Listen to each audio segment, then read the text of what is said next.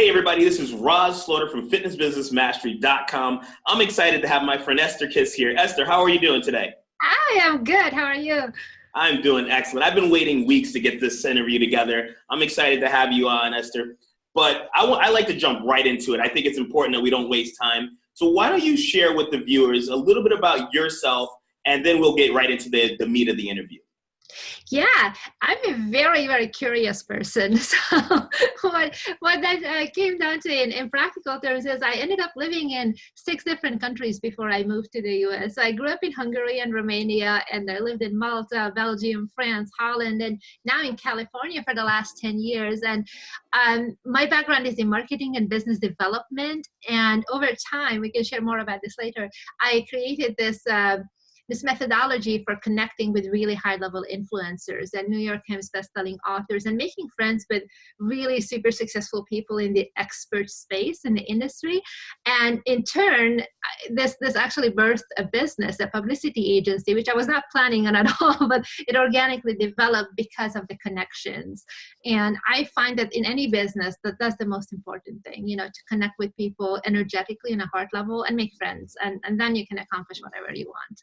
Absolutely. And just to give a little backstory, I mean, you and I, we met through a mutual friend. You were speaking at his event, AJ Mirzad, yes. And you were speaking on this topic. And it was something that I was well familiar with, but I didn't really, I didn't know that it was something that people didn't have.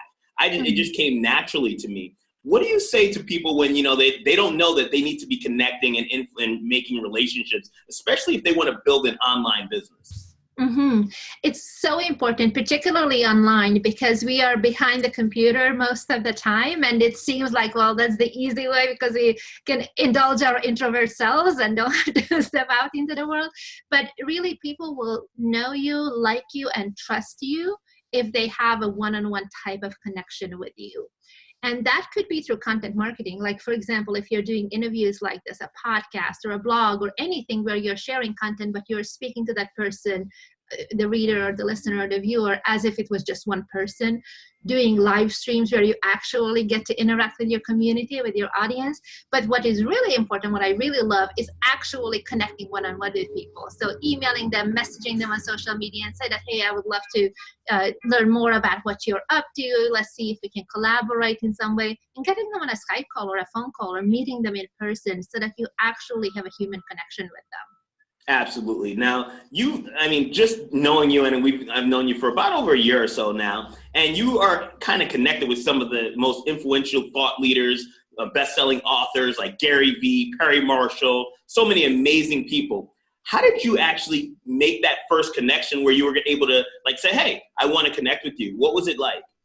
Well, I wanted to work with really high-level successful people, the A players in the industry. But at the time I was coaching, and I was coaching with a lot of beginners, with people who are new entrepreneurs or even just starting to thinking about starting a business. And that was all well, but I really wanted to also have clients in the higher people who have more of a track record. And so I thought, what can I do to actually start developing relationships? And I teamed up with a friend of mine, Meta Miller, and we launched a podcast called Born to Influence. And the whole idea was to connect with them. I didn't have anything to pitch or anything, just to give them an audience. If they have a book coming out, for example, or an event or a coaching program they're launching, we can give them a platform. And every time we would do an interview after the recording stopped, I would say that, hey, I know you have this book coming out, or you have this program that you're launching. Would you like to be on other shows as well? And they would always say yes. So I would start introducing them, connecting them, booking them on podcasts. Then it expanded into other media as well. And then one of my clients came to me and he said that, yeah, I have this guy. He's a best-selling author. Can you help him get on some podcasts? And I'm like, yeah, sure. And he's like, yeah, but this time you have to charge for it. So I was like, okay, fine. And that's how it turned officially into a publicity agency. But initially it was just about helping people and connecting with them by interviewing them and making connections for them. And this is something that I found that a lot of times when people, especially when they're getting started, they feel sometimes intimidated, that this person is so successful, why should they talk to me? Or what do I have really to offer? And it starts with your mindset, not to put somebody on a pedestal, understand that they're just a human being.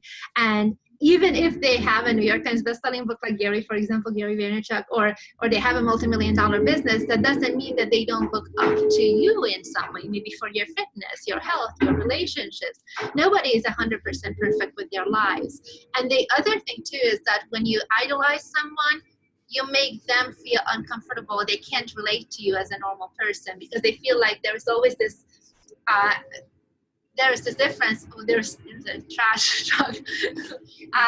There is this difference in hierarchy, so they can't feel comfortable with you if you're acting like a fanboy or a fangirl. So it's your job then to talk to yourself a little bit in your mindset and say, hey, this is a normal human being. Let's see, how can I help them? What can I offer to move their story forward? And you do that enough, consistently over time with enough people, it will start coming back to you. Absolutely. I love that you said that. I mean, mindset is something that I am really all about. I mean, I practice it. I work on it. Mindfulness, understanding that I believe 6 inches between your ears is where success starts and finishes. But you said something I want to touch on is like you decided that you wanted to provide and give before you asked. And that's something that a lot of, I think, online marketers or anyone in business, they tend to say, I want to create the relationship so I can get. Let's talk about being a go-giver as opposed to someone who wants to take away, because that's obvious how you started your business, because you had a heart and you wanted to say, hey, how can I help you, right? Yeah. So if you're able to let go of the attachment to any result and actually wanting to help the person, just knowing and trusting that ultimately it will come back to you, whether or not it's from that particular person who you helped out in this instance, in the process, you're building a reputation for yourself. And one really easy way to do this is to practice the act of empathy and actually be there for that person to find out how can you help them, being genuinely interested, and then also start connecting people to each other. When you see that there is an opportunity for two people to meet, they might be able to do business together or help each other in some way, introduce them to each other. And there's nothing in it for you at the moment other than being the good guy, but it will start building your reputation as somebody who is the hook, somebody who knows everyone in the industry, somebody who is part of that A player, that inner circle. And that's what happens. Then people start coming to you for all kinds of things, including wanting to hire you for your products or services. I love that. I mean, I've done that. I practiced that. I remember watching you speak. And right after that, I mean, I connected with you. I said, hey, she's teaching something. Why not just reach out? And I had nothing to offer, nothing to serve or anything at that moment. But I just wanted to learn more about you. And you're someone in the industry that walks the walk. I love that about you, being generous, giving your time today to share with the Fitness Business Mastery viewers and community. Thank you so much for that. Now, my pleasure. I know that you're so beautiful and you're articulate about what you do right now, but was it always this easy for you to just jump on screen or go on an interview or go on TV? Because I've seen you featured multiple times on live TV and just really share your message. How did you hone this in? It's a very tricky process, I think, because naturally I'm a very introverted person and super, super shy, but if you can get over yourself, that's one mindset, because being behind the scenes and helping my clients be the star of the show and doing all the publicity for them where they're getting on TV was my easy way. I get to do what I want to do, but I didn't have to be on camera myself. And so when I wanted to expand my business and start offering the coaching programs and online products and everything that requires for me to be visible as well, I just had to have a talk with myself that, okay, get over yourself. This is something that actually Jay Abraham told me because he couldn't stand it. He's like, you have this great podcast. Get over yourself. I'm like, okay, fine. So I didn't do it for a couple of years after that. It took some time to click. But I find that if you really feel like you're not confident or you're not sure how to present yourself on TV, for example, just practice. Go in with it. Anyway, when you pitch yourself, you have to give them specifics on what you want the interview to be about. In some cases, they provide questions. In other cases, you might provide the talking points. So you'll be prepared. You know what those things are going to be. And then just let go of, oh my goodness, I have to perform here. That's not the case. What it is you want to help that audience. So you will share stories and examples and actionable advice that they can take away and that they can relate to. And when you focus on that, you're not worried about yourself. So the whole shyness is just not an issue anymore. Definitely. Great stuff. I appreciate that. I know for me, I mean, I love to speak and get on stages, but I get nervous even before this interview. You get nervous a little bit. And then once you kind of connect with the person that you're working with, the energy just naturally flows. Yes, absolutely. And I wanted to touch on that introvert because my business partner, Greg, a lot of people know him as the guy who's behind, my MetaBurn Fitness, the brand, as well as FBM. And you just shared how I just made him get over it. I mean, a lot of times he doesn't want to we have a photo shoot tomorrow, actually. And I'm like, you got to get a haircut, and this is what we're doing, and we just have to do it. And, yes. See the fear and do it anyways, as Cynthia Kersey said in her great book.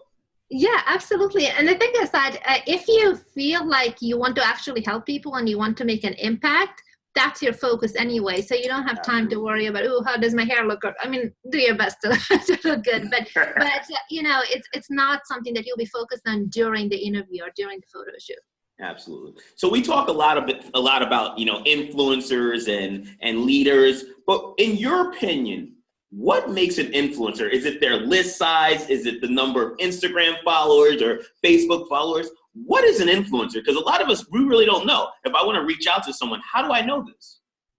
So my definition for an influencer is somebody who has the ability to influence other people's decisions, to make an impact through the way they behave, whether it's a direct request, I'm asking you to do something and you will do it, or it could be through the way I live my life, through the example that I give, just through my actions.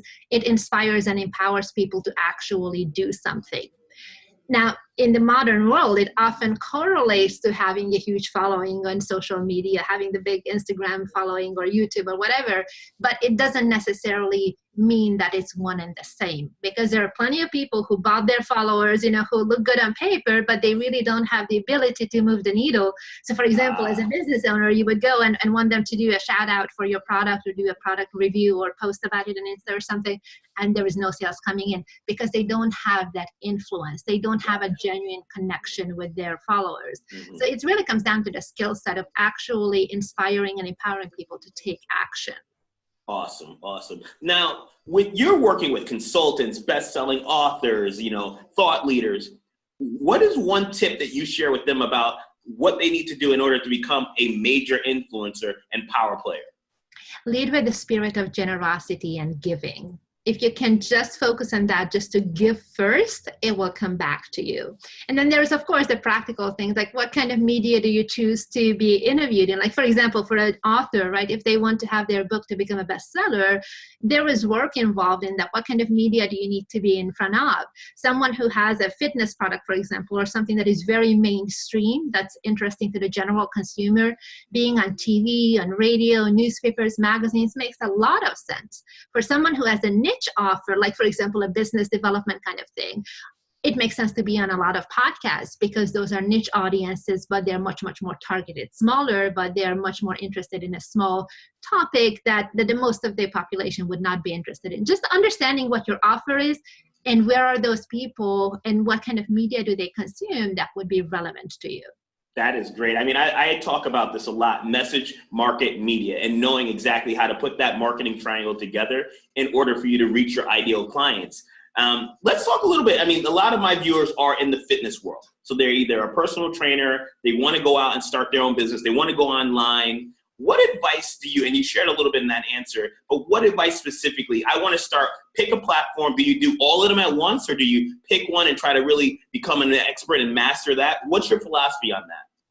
I would just take stock of actually what your goals are and what kind of publicity have you done before, because that will influence what kind of plan will you create for the next 2 to 6 months. So for example, if you're someone who has never done any kind of publicity, well, the world is your oyster. You have all the options available. If you've done some... Not you, sorry about that. Okay, I'm like being shushed here.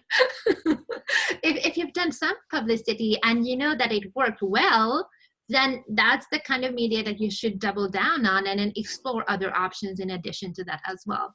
The number one thing I would say is make sure that you have some kind of a conversion mechanism on your website. You don't just want to have all this attention to yourself, but then people come to your website and there is no something to get them on your email list or get on a phone call with you or something so that they can actually get in touch with you and learn more about what you have to offer. Make sure that you have either a downloadable cheat sheet or a free guide or a weight loss kickstart something or a free challenge or something to entice people to actually get in touch. And then based on what kind of media you've done before, now you can decide, okay, what is the most important thing? Do I want to build my credibility? Do I want to position myself? So I need to be seen on big brands, like, for example, Fox, ABC, CBS, like all the big TV stations, radio stations, magazines. Or maybe it's better for me to be on smaller outlets or online even, like blogs and podcasts and YouTube shows that would be in front of a very specific subset of the market, like, for example, the Beachbody people, right? They are a very different mindset than people who are in their 50s, overweight and trying to lose weight after a lifetime of not being successful with it.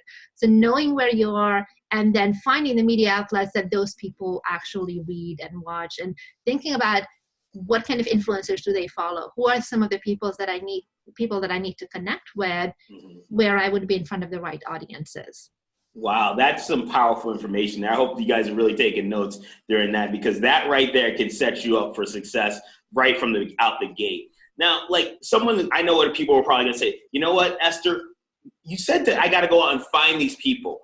Where do I find great podcasts? Where do I find, the ideal client? What would you tell some clients to do? So the ideal client is your homework. And I think, Rahz, you're the best person to teach them about that. But just think about, who is the person who I actually want to work with? What are the demographics and the psychodemographics that are relevant to them? Is it a woman or a man? Is it a 50-50 both? Are they people in their 20s, 30s, middle age, older? Like, really honing in on that so that you can then find the right media outlets. Now, how to connect with people, it depends on the media outlet specifically. So, for example, if it's a TV interview, usually you would want to connect with a segment producer or the producer or the executive producer. Gotcha. If it's a radio show, for example, it might be the news director or the producer as well. If it's a magazine, it might be the freelance writer or the contributing writer who writes to them, or it may be the editor, depending on how well you know them and how relevant your pitch is. There's a big distinction between news-based media, like, for example, TV and radio, that are really looking at, like, Valentine's Day is coming up right now, right? So that could be a good pitch, that, how to make sure that all the chocolate and everything, that you're not going to ruin your New Year's resolution, but right. Still have fun on Valentine's Day. That would be a timely pitch that a TV interview might be a good fit for. On a podcast, it's not as important. They're more looking at your story and your expertise and actionable advice, because it's more evergreen. There are some podcasts that are news-based, but it's rare. Most of the time, online media outlets are more evergreen. So it's more about the story and the transformation and the advice that you can give. And then you would find who are the people who are actually booking the guests there. And the best advice I can give you is start building your relationships before you need them. Start actually connecting with them as a human being. There are plenty of Facebook groups. For example, for podcasts, there is the Podcasters Hangout Facebook group that has over 7,000 members. It's free. You can join, start connecting with people, going to conferences, going to events, sharing people's content, leaving reviews on their websites or on their book pages on Amazon, all of these things to actually start getting noticed. And then, just like how we talked about in the beginning, reaching out to them directly and say that, hey, we have these mutual friends, or somehow warm it up, to actually build a genuine connection, and say that I have a feeling that there is opportunities for collaboration here. I don't know for sure that we can do business together, but it's worth a quick call to explore. What do you say? And then get them on a call with you and see how you can help them. And you will start building the relationship from there. I love it. Thank you so much. I mean, I think that what you're basically sharing with people is they have to be willing to do the work. Oh, yes. It seems like I meet a lot of, whether there's I call them startups or in survival mode early in the business, they don't have a lot of funds. They're not really ready to start to do paid traffic and everything, but they just want instant results. And they don't want to do the work. What you just shared right there is basically, you got to be willing to hustle. You got to get up, you got to reach out to people, you got to do it consistently. And then over time, you will look for opportunities to bridge the gap and help, right? Absolutely. And if you can think about it, like we talked about survival mode just briefly, right? If that's the case, if you're really hustling to get clients, let that be your focus 90, 95% of the time, but allocate a couple of hours a week just for connecting with others, for following up on your existing relationship, not just like a one and done kind of deal, like we talked once and now I expect them to remember me forever. That's not gonna work, right? You gotta keep in touch. But just think about it. If you were to have 2 calls or 2 coffee meetings a week, a year from now, you would have 100 people who you actually touch base with one-on-one. And then, of course, follow up with them, remember their birthdays or what's going on with their holiday plans or kids or whatever. Make notes in any way that makes sense to you. I'm not super structured about that, but I also have the advantage of talking to people all the time. So I kind of keep it in memory, you know. Mm-hmm. But also there is social media. If you just connect with someone, for instance, on Facebook, you will see what they're up to anyway. You don't really need to have this huge log of note-taking. Just comment every once in a while and share, send a message, send them a happy birthday thing, sing a voicemail, you know, for them, like a voice message on Facebook to actually wish them happy birthday or something, say something nice to them. It really warms people up and it makes you stand out. Not a lot of people will do that, and it will really help you. That's great. I mean, Drew just said there, that's one of my tips that I would like to share with the viewers today is, if you're going to friend someone, don't just friend them and not reach out and say, hey, I'm introducing myself virtually. Just wanted to say, I look forward to seeing your content on Facebook and here and social media. If there's anything I could ever do for you, please reach out. And that's like, I do that all the time, especially when people friend me, because it's like, are you really creating a relationship or are you just trying to create a number of people who you're friends with?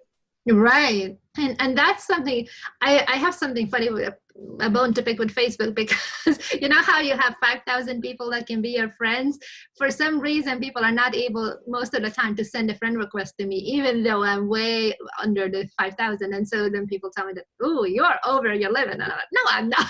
But it's actually a good protection layer, because this way they have to message me. Mm-hmm. You know, and that's something that you would want to do anyway, whether or not you have that Facebook glitch happening to help you, is to actually talk to people. And for example, if you participate in a group and start sharing your expertise, start sharing your advice, commenting on other people's posts, and actually helping them without pitching yourself, you'll start getting noticed. And people will say that, yeah, this is the person who I need to go to if I ever need help with such and such problem. And or when they have a friend who needs help with that, they will refer them to you.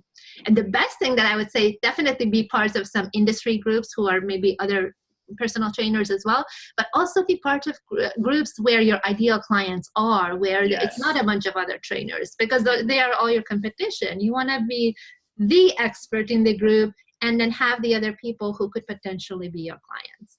Great stuff. So I know that you know a ton about, and we've talked about influence, we've talked about developing relationships, but you also have the PR side. And I really wanted, we just had, I mean, I don't want to time this interview, but during the big publicity, what do you say? Because I think a lot of entrepreneurs, fitness professionals, service providers, they think, I could never do PR. I can't afford it. What do you say to that when you're speaking to a potential client?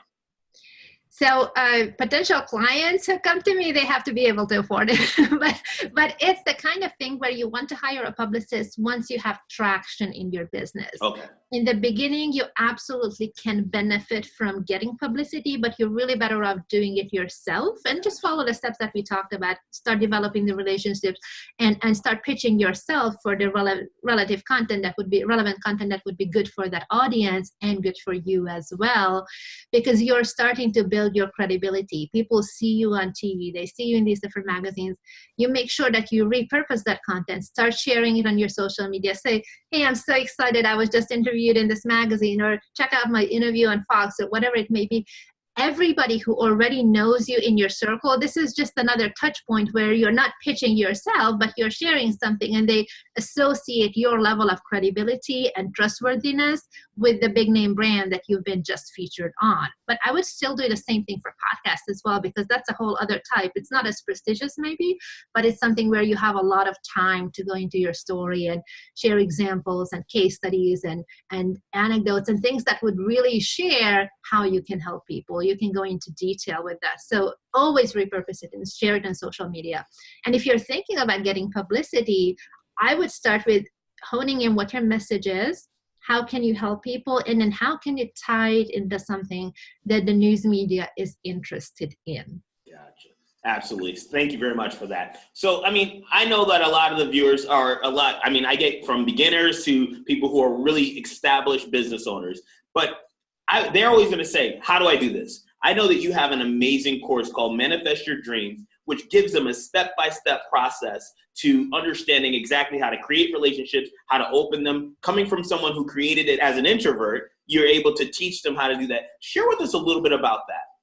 Absolutely. Manifest Your Dream Friends is a course for someone who wants to take their relationships in the industry to the next level. Whether you're completely starting out or you're somebody who has been playing the introvert game and kind of hiding behind their computer, and it's really time to take that step and take the initiative where you become part of the A players, part of that inner circle. So it's a course that I taught online live. It's a 3-week course, and now you can actually get all the content all at once if you want to. So it's all pre-recorded video based. There is homework exercises with everything, and it teaches you step by step how to connect with people where they actually really like you. Our goal is to have them fall in love with us, not in the romantic sense, but actually where they really like hanging out with you. Because when somebody feels like they've known you for a long time, when they feel like you're friends with them, that's when they start feeling like they want to help you as well. And so you don't even have to ask for favors. Opportunities just start coming to you. I have a whole section in the course that is all about referrals, how to get referrals, which is super, super important, especially for people who are just starting out. How do you build out a network of people whose job is to refer clients to you? That's really, really powerful. That's how I built my business, because I didn't have the budget for Facebook ads in the beginning, but I built my business literally off of Facebook by making friends with influential people. Great. Well, I can't wait to share this with the audience. I think that that's something that if I would have had 5 years ago, would have shortened the curve, because I made a lot of mistakes. I did a lot of the things that we shouldn't do when we try to I automatically, I'm going to give you a referral. And I had no one. And you make promises your ass can't cash. And then you wind up saying, oh, people, you're losing some of that credibility. Now, when you build your network, I can refer a lot of different people because I know what people do. I always ask what they do. And I think a course like this is so valuable. So I want to thank you first and foremost for providing it, creating it. And then I know that you gave us a special offer coupon code where people can get it 50% off. So if you're watching this, this is a great opportunity. I truly think you got to take advantage of this.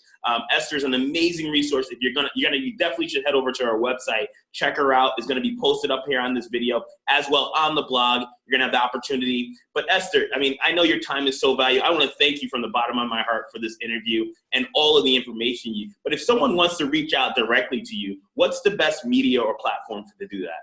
You can connect with me through my website or just email me at Esther, ESTHER, at borntoinfluence.com. And I would be happy to chat with you. Let me know that you heard through this interview, and definitely, Rahz, your friends are my friends, so I'm happy to help. Thank you very much. And I want to end on this. You have a very unique nickname. Can you share that story with us, please? Yes. So my nickname is Pinky, which is something that was like a whole rebranding crisis because Facebook doesn't let you use your nickname in your personal profile so people can tag me with it. It's something that my ex named me that. And you know why? He named me Pinky. I thought because I like the color pink, and I really do. And then years later, I found out because I used to be so shy that if people talk to me unexpectedly, I would turn flaming red immediately. You're pink, you're Pinky. But I think it's just such a good testament to you can, even if you're that extremely shy like I used to be, and I still am under some circumstances, it doesn't matter because shyness is situational. You can make up your mind, you can make a decision that I want to help people, I want to be able to accomplish XYZ goals in my life, and I'm going to go for it. And I'm not going to let myself be held back just because I didn't dare to speak up. Outstanding. I think that's a great way to end this amazing interview. Esther, thank you so much. For those who are watching, I'm going to put the link to the actual product, and it's Manifest Your Dream Friends. It's a great product, 3-week product. You're going to be able to learn exactly all of the amazing content that Esther shared today, plus some, and how to get referrals. I'm Rahz Slaughter from fitnessbusinessmastery.com. I look forward to seeing you in the next interview series. Take care. Boom.